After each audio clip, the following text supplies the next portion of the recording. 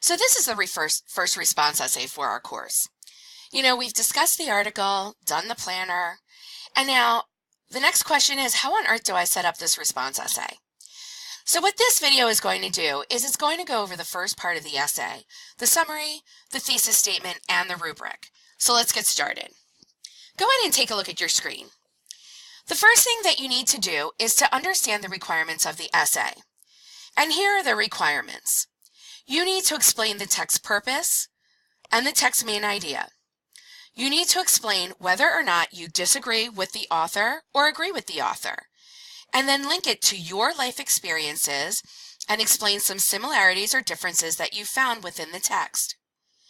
Then, in the third part, you need to explain the concepts of the author's worldview, biases, and assumptions, and then relate them to your own worldview, biases, and assumptions, and give some examples in your personal, educational, or professional life. If you look at the rubric here, I can see that I need to start with a summary of the text and organize my essay well.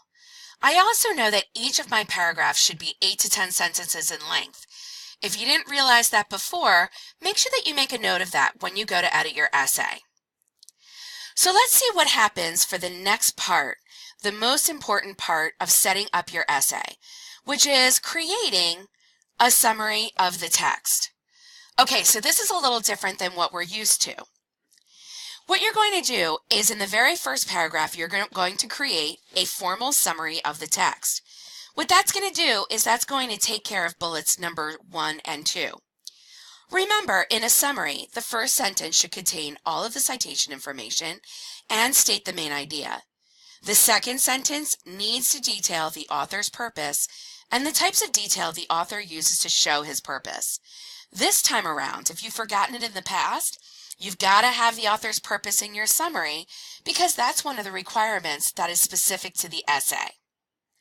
So, you've got a formal summary going on. You've done it a million times. The strange part is step 3.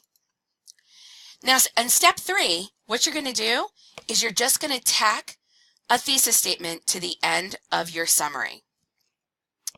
Yes, seems strange, but now that the reader understands the main points of the article, it's time for the reader to understand your response to it. In order to create your thesis statement, think about what you're doing in this essay. If I go back to the requirements here, I see 4 different ideas. Do you agree or disagree overall? And then there is a discussion about whether or not you agree or disagree with the author's worldview, bias, and assumptions. Therefore, when you think about your thesis statement, think about what are you proving in this essay? Remember, a thesis statement should cover all of the items you'll be discussing in your response. Also, it should answer all the questions posed in one sentence. But you've got a lot of questions here, don't you? Essentially, a good thesis statement is going to have these elements: the overall disagree or agree, and then an explanation of whether you agree or disagree with the author's worldview, bias, and assumptions. So let's take a look at the example. While the author makes interesting points, I disagree that a corporation owes a living to its workers. Furthermore, I disagree with the author's liberal worldview, right-wing bias, and his assumption that all people understand this contract between owner and worker. All right, best thing that you can do for your thesis statement is check it. Take a look at the requirements again, and even if you color code it, do I have all of the ideas that I'm going to be discussing in my response essay? If I look at the requirements and look at my thesis statement, the answer is yes. And guess what? At this point, you've done pretty much the hardest part. From there, you can set up the rest of your essay to prove your ideas. Now, the next video is going to explain how to set up the body paragraphs.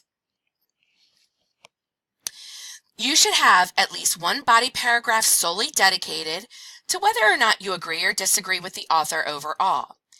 And then you need as many paragraphs as you need for the concepts of worldview, bias, and assumption. So, take a look at the rubric, all right? Remember that this is what you're hitting. You're going for a well-organized essay that is formatted correctly and consists of several well-developed paragraphs of 8 to 10 sentences. So in the next video, I'll be using the example essay that's uploaded in the Week 7 folder to show you how it's done. So go ahead and take a look at the example now so you're able to follow along. Get that summary ready, get that thesis statement going, and come on back to me when you're ready to build the body paragraphs. Happy writing, guys!